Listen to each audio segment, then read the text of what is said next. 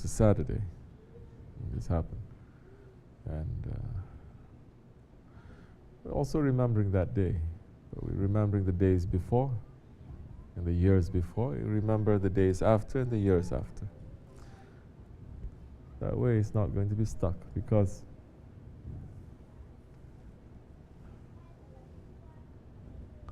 as Hazrat Umar said, when Holy Prophet ﷺ was passed, he was veiled, he drew the sword and he says, anyone who says that Muhammad is dead, I'm going to kill you. ﷺ. Why is that? Why he was saying that? Didn't he know the Prophet passed? Was he so emotional he couldn't take it? And the Prophet, no. Hazrat Umar is one of the most logical and practical people.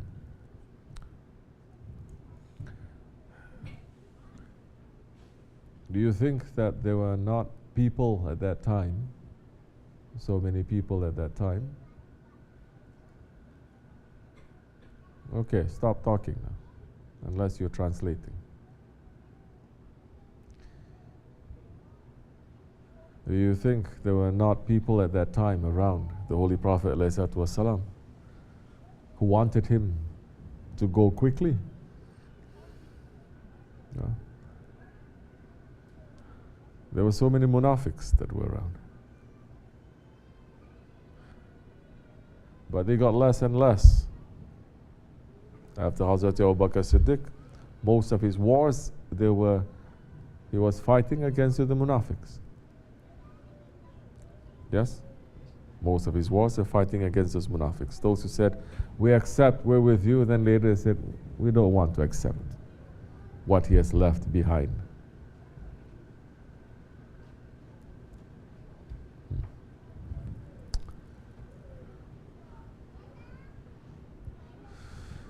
And with Hazrat Abu Bakr, Hazrat Umar, there's no chance. Hazrat Umar is the sword of Islam. He had no chance for the munafiqs.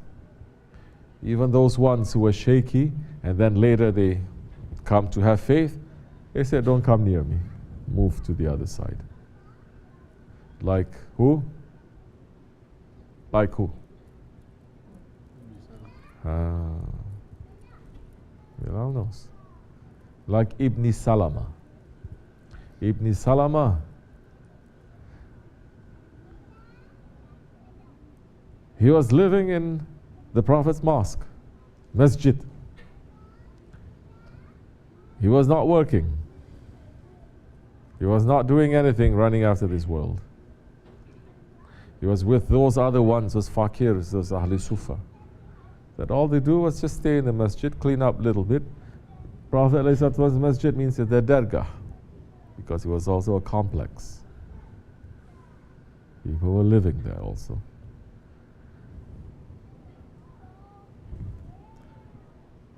But his heart was not there, his body was there. So many other Sahabis, they want to be serving 24 hours just in the masjid. They don't want to go.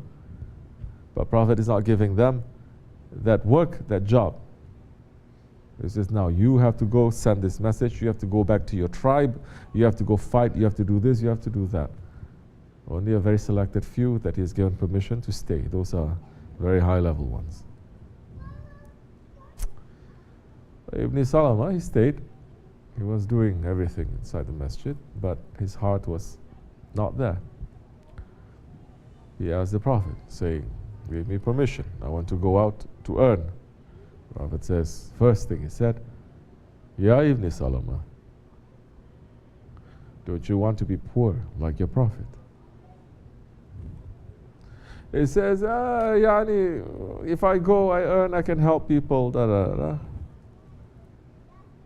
Insisting. That time the Prophet opened his hand and 1, 2, 3, everything happened quickly.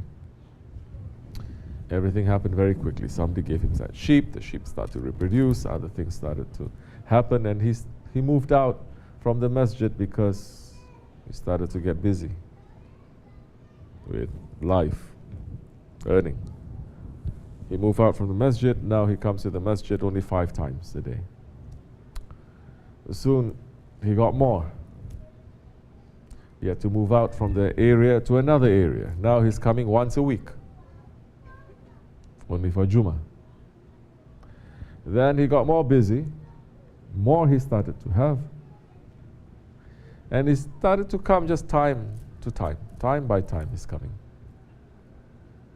One day Prophet ﷺ came to the masjid and says, "Where is Ibn Salama?"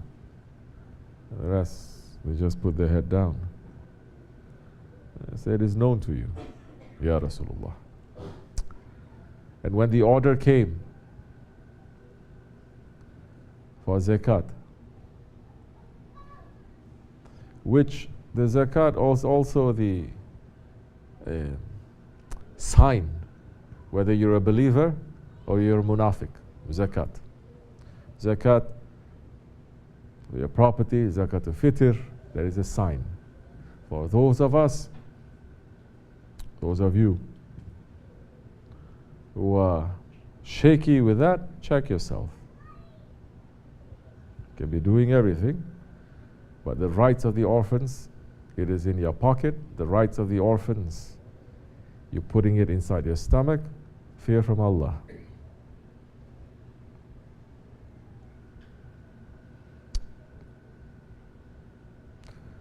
So when the order came for zakat, and the Sahabis were told to go and collect it, then they went, they passed through Ibn Salama, and he had hundreds of sheep. And they say the order came. Then he just smiled to himself and says, "What? He wants us to bribe him? No. Muhammad, he lost his manners." Like there's so many, maybe they're thinking, so many different things. The Sahabis, they were shocked. This was the one who was staying in the masjid, serving the Prophet, saying, "I'll die for you, I'll do everything for you," and claiming that he's going to help, but when it's the rights of the others, he didn't even touch, and he's saying, "Oh, he wants us to bribe him?" No. He wants us to pay him. You know, like people also, they are seeing us celebrating and they are not liking it so much. I don't know them. I'm sure they don't know me. And they're looking at me. They're putting their comments and everything, and they're saying, "How does it feel to take money from people and to eat the zakat of this and that?" I say, "I'm relaxed. I don't know about you, because I was trained not to even look, not to even have it in my heart, let alone to put it inside." But Ibn Salama was saying, what? He wants us to pay him now? He wants us to bribe him? The Sahabis were shocked. They didn't say anything. They said, he said, "There is another one living over there. Go to him first. When you on your way back to collect the zakat, pass through and I will give you my answer." So those 2 Sahabis, they went to this other Sahabi that was given permission to work, to earn, to have, and to help. And this was his response when they said, "We came here to collect the zakat, let's say 1/40th part. Every 40 parts, one you have to give. It is not yours, it is the rights of the ummah, especially those ones who are oppressed." And that Sahabi, he was saying, "Prophet is saying this?" He says, "Yes. Take everything." First response, have everything. They said, "Nope, that's not the law. The law is 1/40th. Okay, then take the best." He says, "No, it is not. It's not saying it's the best either. Everything has to be balanced and fair." So he gave. He was so happy. He says, "Please send my salams, kiss his feet for me. And I cannot wait to go back and tell him that everything belongs, my life, my property, my family, my wealth, everything belongs to him." So they gave salams, and he came back, those 2 Sahabis, taking that. passed by Ibn Salama. And Ibn Salama is looking at them and saying, refusing to give anything. Refusing. Because he's still sitting there and he's thinking, I worked so hard for this. It's me that is working. Okay, he prayed for me, but I'm the one who's working. So this is a matter of faith.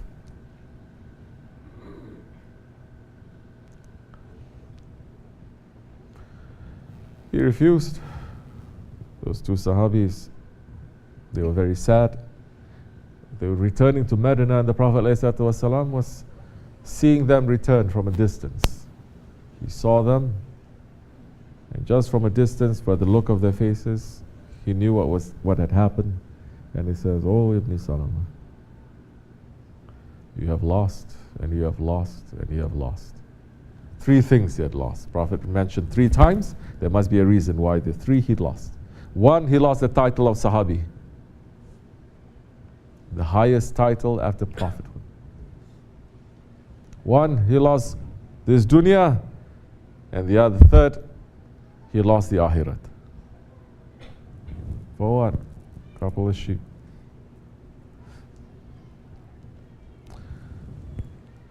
Those who don't want to give their couple of sheep, imagine what they're going to hold on to.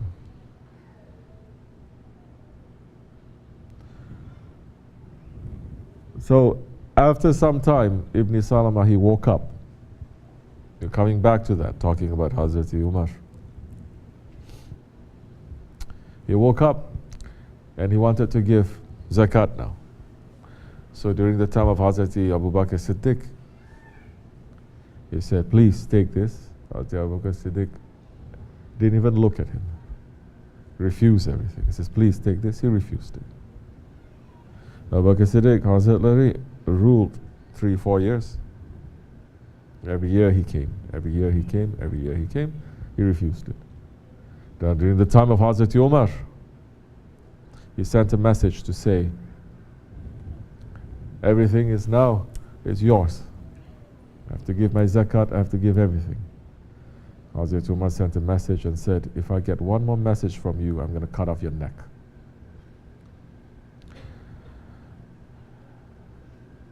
The one who refused to give to the Prophet and the one that Hazrat Abu Bakr refused to take, he says, I'm going to take. Just take that and sink now. Now he lost.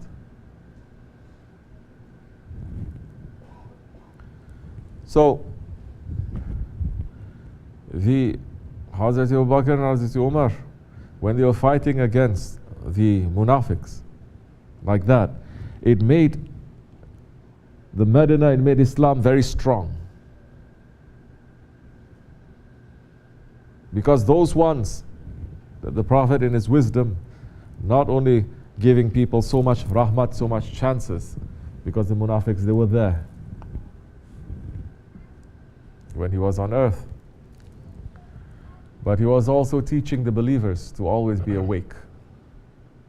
You must always look to that hypocrisy that is inside of you. If you're aware of that hypocrisy inside of you, you're going to be aware of the hypocrites that are around you. You're going to be aware of the characteristics of hypocrites. There are so many characteristics. And don't be idiot to say, oh, I'm a hypocrite. Yes. You want to enter into the hellfire?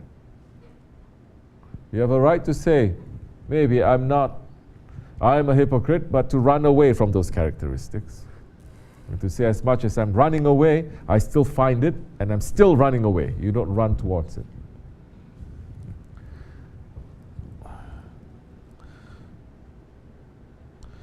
So with that being removed, it became very strong in the time of Hazrat Umar. He set up so many laws now, protecting Islam, that up till today, after 1400 years, those laws are still there. You're trying to take it, you cannot. For example, the 20 rakats of prayer, of Taraweeh prayer, Hazrat Umar put it. To pray Taraweeh prayer in Jamaat, Hazrat Umar put it. They were vying, they were competing with the people in Mecca, because they say the people in Mecca, every time they pray Taraweeh, they make tawaf. They pray 4 rakats, they make tawaf, 7 circuits. They say, we're in Medina, we don't have the Kaaba, so we must do more now. They didn't just pray 20 rakats, they prayed 36 rakat. After every 4, they pray another 4. Because when it comes to something that is nafila, then you can do as much as you want. No one is going to stop you. It is not a law because it is nafila.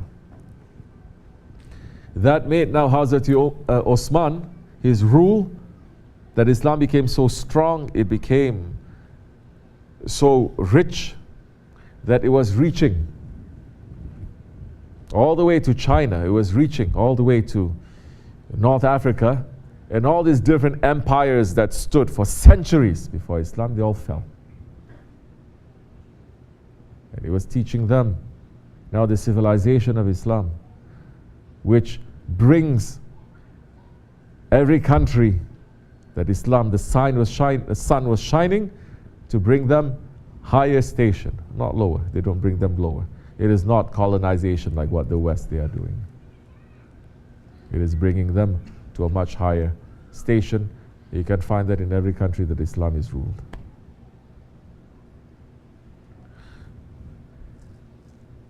But because it was getting so strong, now the munafiqs and the shaitan say, we cannot let this to happen. So they start planting things in there. That from the time of Hazrat Umar, it was there. They tried, they couldn't. The last resort is what? Assassination.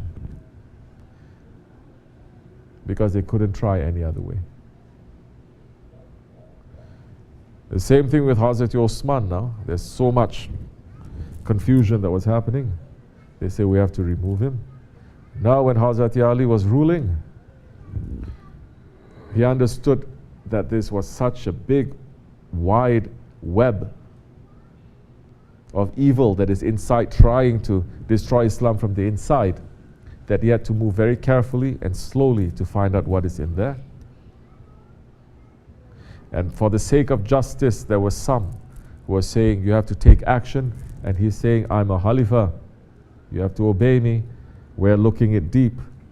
Because of that different ijtihad to what justice is, the civil wars, they happen.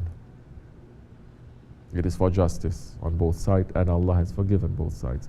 Yes, for 1400 years, those ones who love the Prophet, they love the Ahlul Bayt and they love the Sahaba Kiram, they say, both of them, they are right. But Hazrat Ali was more right than the other one. This is manners. And after that, Islam spread. Look to see, slowly, what has happened since the passing of our Shaykh. Like what we said, Hazrat Umar was saying, who is saying that he is dead, I'm going to kill him?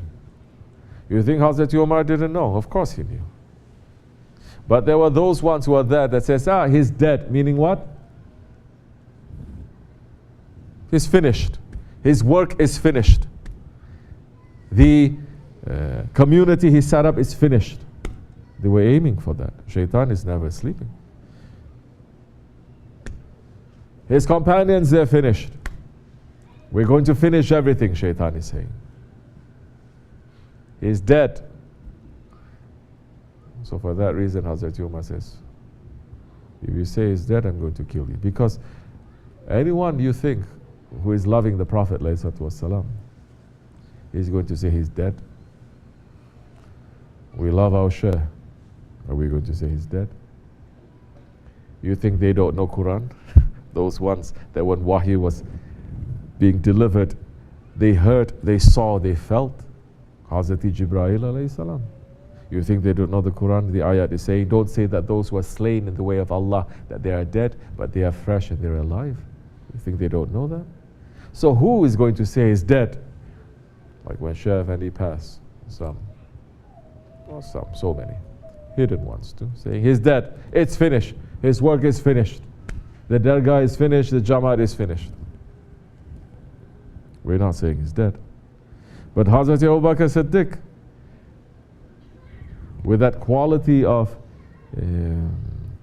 more lutuf, he said, gently, Ya Umar, let me handle this. He quoted that ayat that says that every prophet, they're going to pass.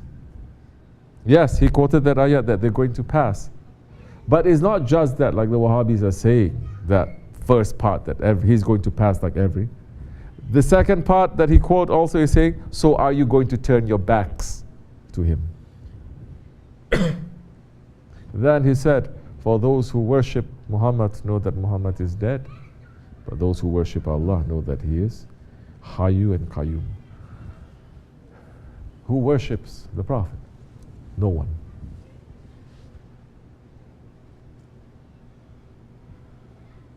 No one worships the Prophet. No one worships him. And he, in his own way, he is saying, for those of us who understand the Prophet ﷺ, who don't worship him or look at him with wrong eyes, to know he is fresh and he is alive. And we worship only Allah.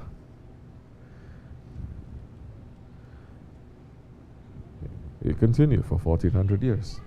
It will continue until Judgment Day. There were so many attacks from outside and within. So many times things happened that looked as if it's finished, but it didn't.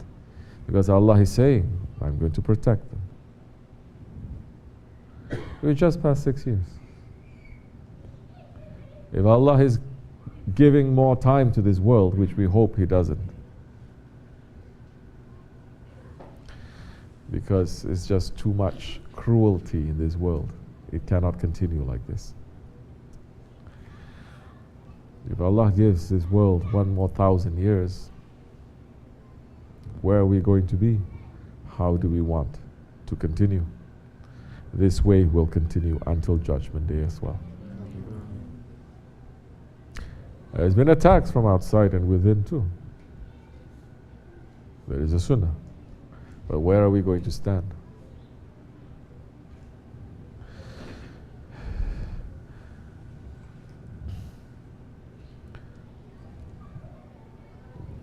So some time passed. Alhamdulillah. We don't own this. I don't own this way, neither do you. This way has an owner. And that owner is saying, I don't want the munafiqs to be around. And they're not. Now that it is stable, now that it is strong, now more work is going to be given to us. The question now is, how much of that are you going to take? More that you are taking that work, that struggle, more honor is going to be given to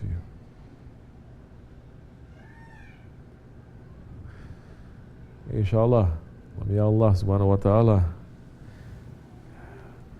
make us to become servants in this way. Amen. May our service be accepted. Amen. May His feet always be on our necks. Amen. May He be happy with us. Amen. May He intercede and forgive us for all our shortcomings. Amen. May He send more better people to us. Amen. May we become better ones to each other. Amen. And to the whole world. Amen. And may the whole world hear the name and feel the blessings of Sahib al-Saif. Amen. For the sake of the Holy Prophet Sultan al-Awliya and Sahib al-Saif. Al-Fatiha. Amin. Assalamu alaikum. Alhamdulillah. Different kind we're giving, but it is necessary. Call azan, inshallah. We pray Inshallah, we continue. Assalamu alaikum.